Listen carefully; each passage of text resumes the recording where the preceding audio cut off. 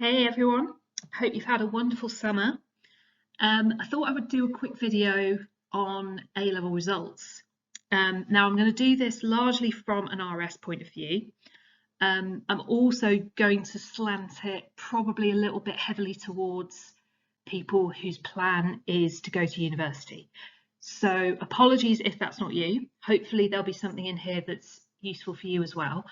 A lot of this advice I think you will have had from other places, but obviously, it's Tuesday today, we're in A-level results week. You may be feeling quite sort of het up or wound up or excited or nervous or none of those things, all of which is fine. But there's a couple of little pointers in this that might be helpful. So let me take you through it. All right, so tomorrow, which is Wednesday, the day before results, my advice would be do things you enjoy. Try and make it a nice day. Try and make it a day where you're not obsessing. Get exercise, eat well, try and have some fun. Do what you like, really. Hopefully you've got the ability to do that. Try to avoid stressful people. So I've given you this advice before in the run-up to an exam. It's exactly the same in the run-up to this. There might be some people in your life, in your friendship group, who are, full of doom and gloom and really winding themselves up and therefore winding you up. You just need to perhaps mute them for a day or two, just so that they don't get in your head. On a practical sense, I think you need to make sure you know how you are going to get your results. Have a plan for what that is going to look like. So it could be that you're going to get them through email. It could be that you're going to go into school or college. If you can, I would do that. I would go in, and I'll tell you why when I go into a little bit more about how school or college can help you. So think about what that's going to look like, and then make sure you've got to hand contact details for your chosen universities. So if you've got a firm and an insurance, make sure you know how to talk to them on Thursday morning if you need to do that. And I'll explain what that might look like in a minute. Okay, but my main priority for tomorrow would be just have as nice a day as you can. Hopefully Thursday will be even nicer. Okay. So on the day itself, I really recommend getting hold of your results as early as possible. Now, there's a few ways you can do this. Some schools and colleges send them out on like a pupil portal or maybe through email. Some schools and colleges will still do it very kind of old school, and you go in and you open an envelope. One way that actually a lot of people find out roughly what they've got is going onto UCAS Track very early on Thursday morning, and you might be able to see with your firm whether it's no longer showing as a conditional offer, whether it shows as accepted. Now, UCAS Track is notoriously bad on the morning of results day because everybody in the country is trying to look at it. So it does crash. It doesn't always update as quickly as you would like. So if you go on early and it's not saying what you want it to say, don't panic. My best advice would be go into school or college and they will be able to sort you out there. The reason I advise going in if you can is because that way you know there will be support if you need it, if anything has perhaps not quite gone to plan. Also, there will be a lot of you teachers there, a lot of you school or college staff who will be able to put your results into context for you, who will be able to explain anything on the results sheet that maybe you don't understand or isn't quite clear. Also, if it's gone really well and you really made up with your results, there will be probably celebration things going on, which can be really, really lovely. And as I say, lots of your teachers will be there to support you and celebrate with you, and it can be really wonderful, and you can make some wonderful memories that way. For a lot of people, that's how it goes. It's just a great day, picture, a little glass of champagne maybe, nice drink, off to the pub, happy days. If that's not what happens, there's people there who can help. So teachers, staff who are experts in the UCAS process, they will be able to support you in those kind of initial moments after you've got your results and they're not quite what you wanted. The other thing I would say is just be mindful if you are going in of those around you. Some people will have different reactions. Some people will be just kind of very chill, whatever has happened. Some people will be jumping up and down, screaming with joy. Some people will be in absolute bits. So, you know, just be a little bit aware of what your friends are going through as well. It's a big day. It can be a lot. Just have a little bit of awareness if you can. Okay, so next steps. First of all, what I would say is if you've got your grades that you wanted and needed and you had a firm choice on UCAS, on results day you don't really need to do anything because the UCAS system will update, it will see that you've met your offer, your firm choice will be firmed. If you still want to go there, that's fine, and they will contact you. If you decide you don't want to go to university anymore, then you will have to get in touch with them, but your UCAS lead at school or college will be able to advise you on how to do that much better than I can. So what I'm going to talk about now, particularly from an RS point of view, is what you can do initially to query your mark.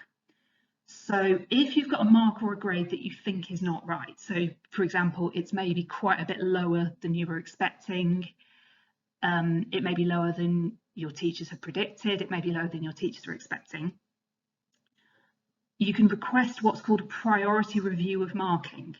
Now, back in the day, this used to be called a remark. It's not called that anymore because that's not what it is anymore. Now, the first thing is it's quite likely that you will have to pay for this. And again, your school or college will be able to advise you on that. Let me tell you what it is though. So a priority review of marking is where your paper is looked at again by a senior examiner. What they'll do is they'll read it through, they'll look at how it was marked, and if they think that the judgment was reasonable, it won't change. Now, what counts as a reasonable judgment? It's to do with the levels. So as you know, RS essays questions are marked on levels. And within each level, there's kind of like a window of about 2 or 3 marks. So, excuse me, the person reviewing your marking will look at the level you've been given. If they agree with that level, it won't change.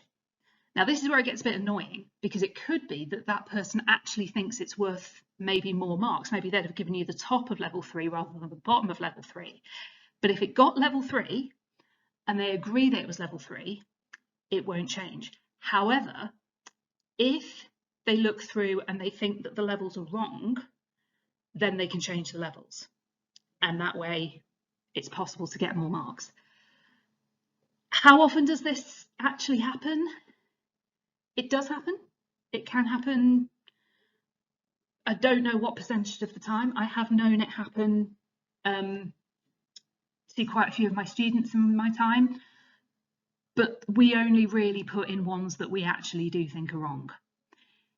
If you, let's say, have got a B and you needed a B and a B is part of your offer, but you really think you ought to have got an A, don't get a priority review of marking. That's not what that's for. The priority review is they turn around quickly because there might be a university offer hanging on it.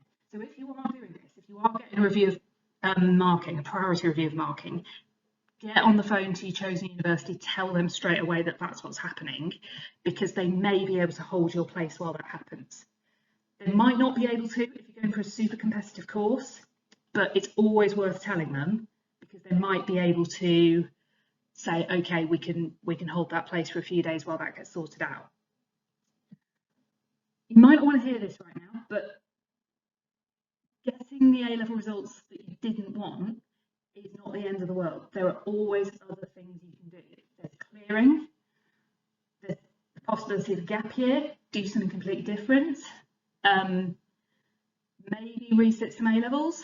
I've seen people do that before and it's worked absolutely brilliantly for them. Clearing is a bit of a funny one because you have to be quick and you have to be quite flexible. So again, school or college can advise you on clearing. It's basically where they match up people who haven't got courses with courses that have got places. So this is what I mean about flexibility. You might have to be willing to study something that perhaps you didn't expect, or go to a university that isn't your first choice, but it can be a really good option for some people. So don't write it off straight away. Okay, now I want to talk about this for a minute because this is a little bit of a weird quirk that is going to affect you. This is the COVID effect. So as you probably know, 2020 and 2021, there weren't any exams. 2022, exams came back, but there was a little bit of help. 2023, which is you, no real help. Now, I pulled these figures off the AQA website to show you where the problem might be. And this is not necessarily going to be amazing news, but you need to just be kind of prepared for it. So the 2019 figures, these are kind of cumulative, working up to 100% of what people got in RS. Now, every year for RS, there's about 3,000 candidates, more or less. So in 2019, if we're rounding up, about 4% of people could expect to get an A star. Now in 2022, because they were grading more generously to account for COVID, that was more like 10 or 11%. The government have already said that they are going to be coming down much closer this year to these 2019 figures. Now that doesn't mean that only 4% of people are going to get an A star. I think it could end up being a little bit more than that. I think they will be a little bit more generous than what actually happened in 2019. But you do need to know that if we're comparing 2023 with 2022, that's not a like for like comparison, because the 2022 figures were deliberately adjusted because that year group had been very badly affected by COVID. Now you might be arguing, well, we were badly affected by COVID, we didn't even get to do our GCSEs, and I hear you, but there's nothing I can do about that. So this is just to give you a little bit of information and just put on your radar that this year's cumulative figures might look closer to 2019 than they do to 2022.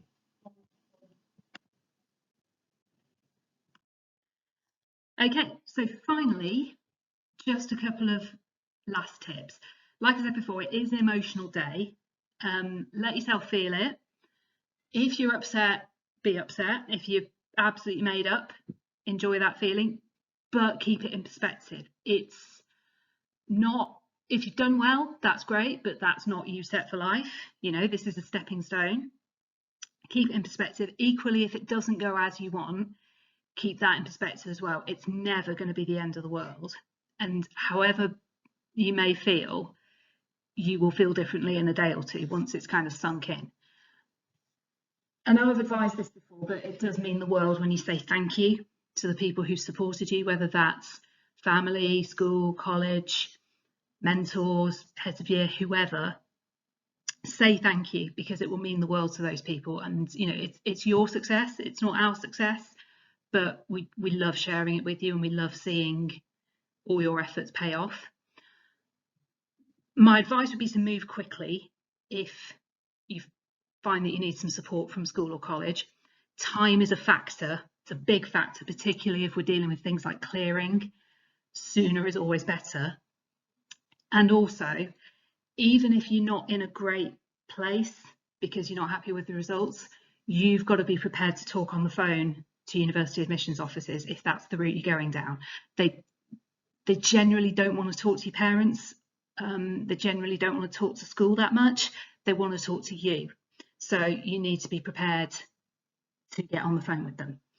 But hopefully it should be a great day. It should be a time to celebrate, a time to reflect on how far you've come.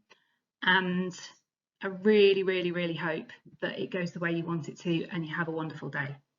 Okay, guys, thanks a lot. Bye.